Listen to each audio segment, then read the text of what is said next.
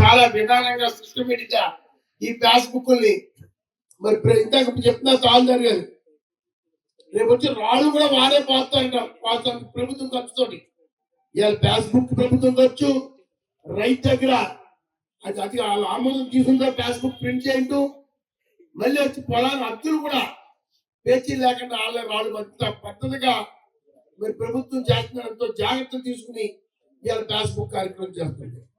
ఇటువంటి భద్రతతో జాగ్రత్తగా వెళ్తుంటే మరి ఈరోజు ఏయో రకరకాల విషయాల మీద మరి ఖాళీ అయిపోయారు. 154, 55 నుంచి 11కు వచ్చారు. ఏదో మళ్ళీ ఉన్నాము లేకపోతే ఏదో చెయ్యాలని ఒక కుతంత్రముతో కులాల మధ్య చిచ్చెట్టి ఈ రోజు తిరుపతి ప్రసాదం అంటే ఎంతో పవిత్రతో తెలుసు. ఓ పక్కన సిబిఐ రిపోర్ట్ ఇచ్చింది ఇది కల్తీ అయిపోయిందని. 60 లక్షల లీటర్ల నెయ్యి కల్తీ నెయ్యి వాడేదని చెప్తుంటే ప్రపంచవ్యాప్తంగా వెంకటేశ్వర భక్తులు మనోవేదన చెందుతుంటే దాని మీద లేనిపోయిన దుమారం లేపి.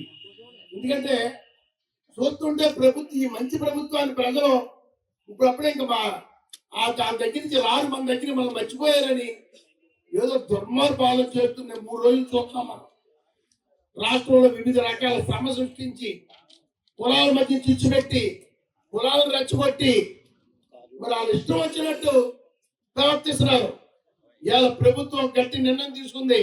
న్యాయపరంగా ఎక్కడ ఎటువంటి తప్పు చేసినా, సోషల్ మీడియాలో తప్పు చేసినా సరే అరెస్ట్ చేసి అలాగే న్యాయపరంగా శిక్షలు వేసే విధంగా ఈ ప్రభుత్వం ముందుకెళ్తుంది.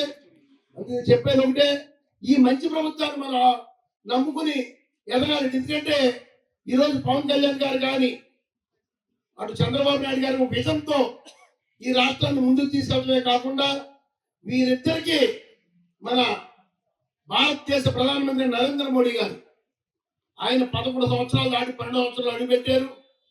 మరి ఎంతో ప్రణాళిక ఇవాళ ప్రపంచంలోనే నెంబర్ నాయకుడుగా మరి తీసుకెళ్తూ ఈ భారతదేశాన్ని 14వ స్థానంలో ఆర్థిక 3వ స్థానం తీసుకొచ్చిన గొప్ప ఘనత నాయకుడు ఆయన.